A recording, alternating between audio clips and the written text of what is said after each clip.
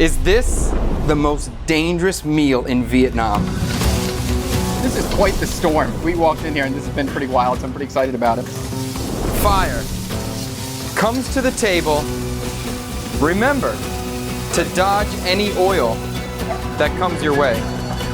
But the result is amazing. This is a good spot, really is. Oh no! Oh my God. All right, salt, pepper, and lime and bread. I've never done that before, okay. Binh thường. Today, we are back in D4, Ho Chi Minh City, cruising the busiest street of Vietnam, meeting some new people. Cô Lệ bánh mì trứng mới đi. Mới làm.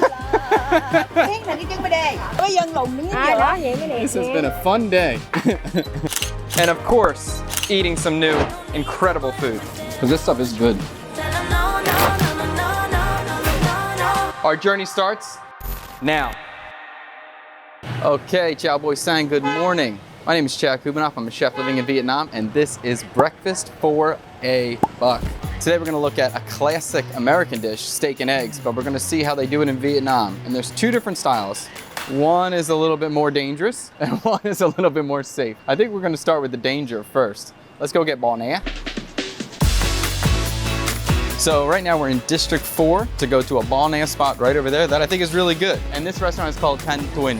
It's super busy. We try to come a little bit of an off hour so it's not super busy, but if you come at breakfast or lunch, just be prepared. There will be a lot of people when you come. So we're gonna have bò nè here. Bò means beef and nè means to dodge or run.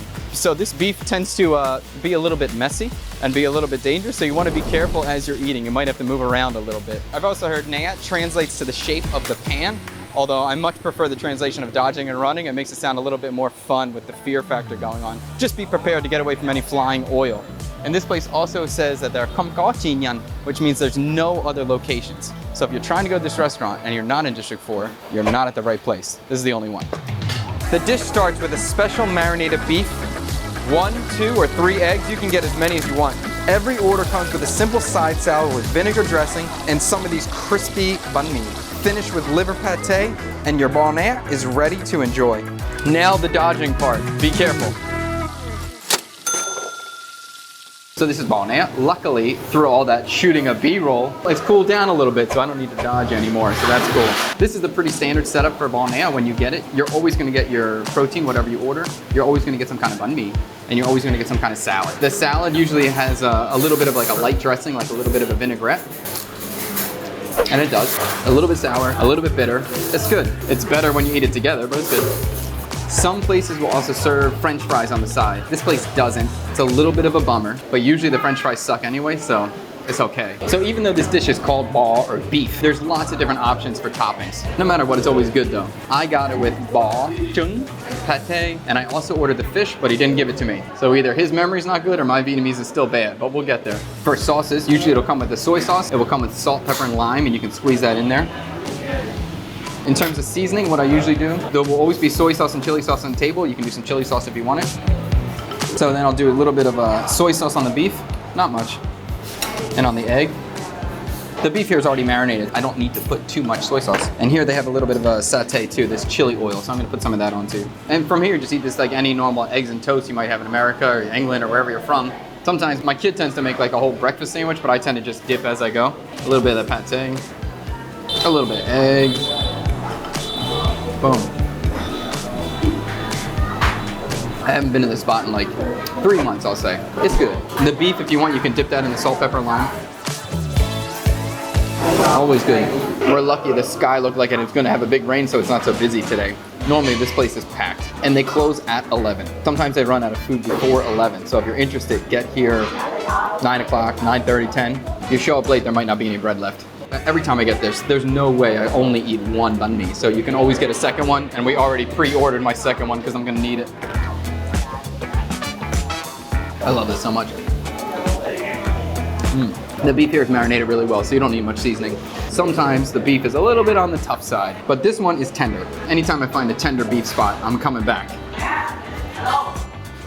I'm gonna give you a pro tip. It comes with raw onions. Typically when I first get the bò nè and it's super hot, I'll throw the onions in the pan and fry the onions, but we gotta shoot our B-roll, so we don't have time for that. we got to do what we've got to do to get the shot, you know? But when you come, put the onions in the pan to fry your onions. It's always good. See, there's a lot too. And when they fry up in there, that's a secret. I'll get some of my raw onion on here.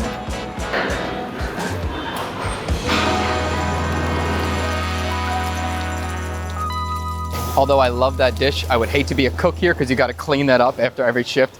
It's oily, terrible.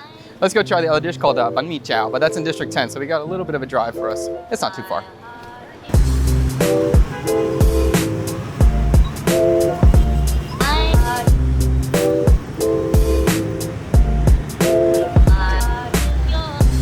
All right, so we pulled over for some Q&A. If you have a question, ask me a question, I'll answer it. Trey asks, he loved the new style of video, so good job, Mr. Tang. And he said, what are the best uses for MSG? MSG is monosodium glutamate, if you don't know already. Basically, it's just a type of salt. You use it pretty much anywhere you would use salt. So typically, anytime I'm making a sort of savory dish, I'll use salt and I'll use MSG. But I don't use it all the time. It'd be very, very rare I would put MSG with a salad, with fruits or anything sweet. So I typically will use MSG for things that are more deeper and darker in flavor. So basically all meat, some fish, depending on how I'm cooking it, and like some vegetable stir fries are good like that. Anytime you want something to feel or taste more heavy, MSG. Anytime you want something to be very light and fruity, avoid the MSG. So the next dish is a very special version of Bánh, chảo. Let's go try it. It's not too far from here. We just got to drive through that first. Come on.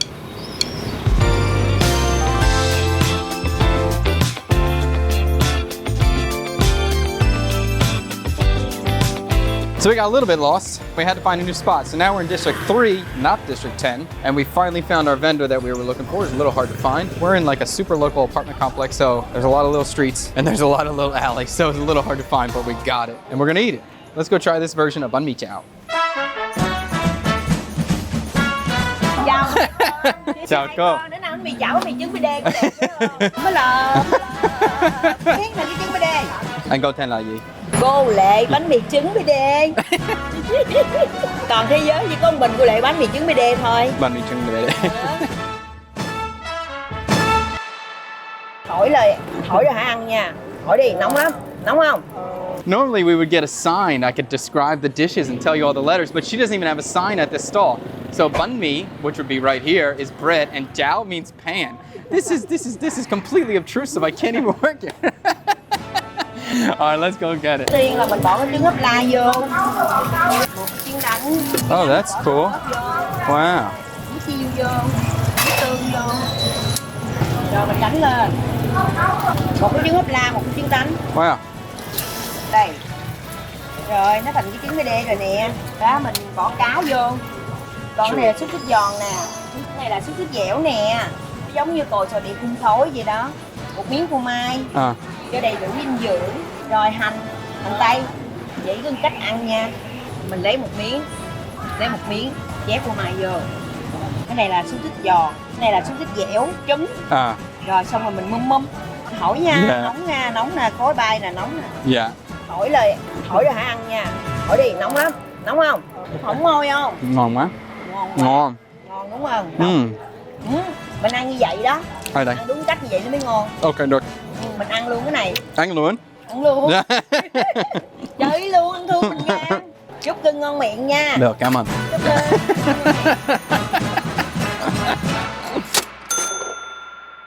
So anyway, we're here for Bánh, chảo. Bánh, chảo is not something I'm very familiar with. I've seen it, but I've never eaten it before. She has two different kinds of sausages on here, a crispy sausage and a chewy sausage, which was really good. And then I said it was really good, and she put another handful on there. And then she brought a secondary plate of more sausage. And the other one is chewy, so it's the same kind of sausage, but just cooked for less time. They're both really good. The canned fish that we didn't get to try at the Balnea spot, a fried egg and a scrambled fried egg, cheese, onion, and then she has like salt and pepper. But the salt and pepper is red. And I asked her why it's red. And she said there's salted plum inside. And she said something about tomato and carrot. Cái này là muối tiêu. Muối tiêu. Tại sao đỏ? Tại vì nó có xí mùi nên nó đỏ. Hiểu. Nó có rau nữa. Cà rốt, cà chua bên đây bây giờ nữa. Oh wow. Nó nhiều rau trong đó cho nên nó có màu đỏ. So I think I understood about 25% of that. Did I get all of that? Did I understand? Am I speaking Vietnamese now? Am I speaking? I'm missing one thing that she said. Yeah, it's got a lot of vegetable in it. I thought it had no vegetable in it. Hai vợ được. Được. Đó, hai vợ được để được. And em muốn thêm con.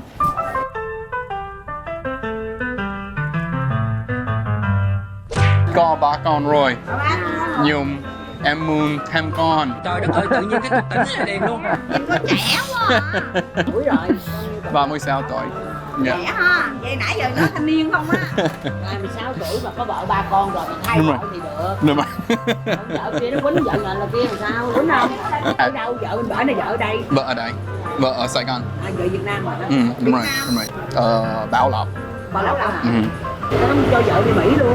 Thôi, trai quá. Không hiểu hết. Where's your wife to America? Có rồi. Đi rồi. À, đi rồi. Đi rồi xong ở Mỹ mỗi năm rồi. Về Việt Nam một năm. Gia đình sống ở Việt Nam rất là cool. Hai vợ được. I'm just joking, honey. That's not true. I'm joking. I'm just joking. I'm just talking. Don't listen to that. But I'm just curious to try it. I've never seen it on the table. All right, let me try it. It is salty. It's not crazy salty. It's peppery. Oh, it's a little hot.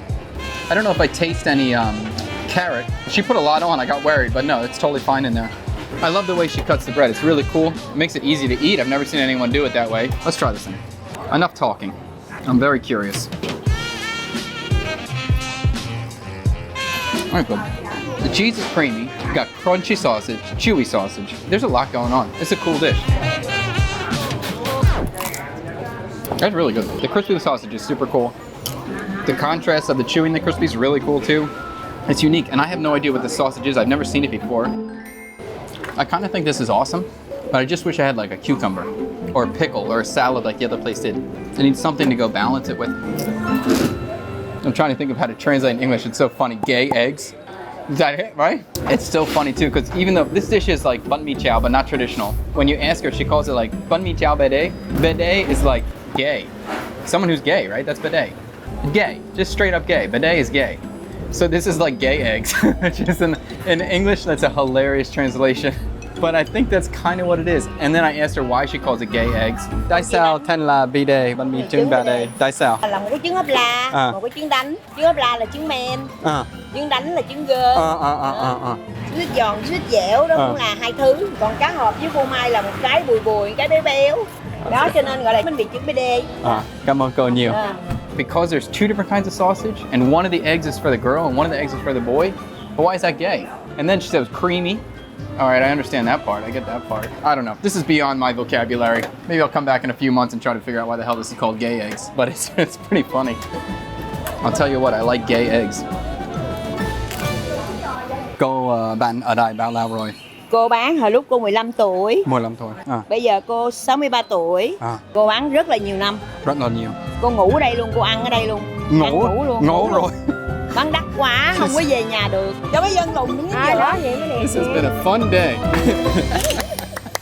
Oh, she's a sweet lady. I love her. So that was two things back to back. I'm pretty darn full right now. And the rain never came. It was supposed to get cooler. It didn't. That bánh mì chảo is super good. Never had anything like it. I've also never had bánh mì chảo before. So I'm going to have to try a traditional version eventually. But not today. I'm full. Between bò nè, I always thought bánh mì chảo was basically just bò nè without the cow pan. So I never really wanted to get it because I just thought it was boring bò nè. But now I realize it's a different thing. Similar but different. So I'm excited to try more varieties and see what other styles there are. Anyway, if you like this video, make sure to subscribe to the channel, drop a like for me. If you want to learn about Vietnamese coffee, check this video out. We also just made a video about fish soups for breakfast in Vietnam. That's really cool too. Check this video out. I think that's it. Is that it? Mr. Tang said that's it. So see you later.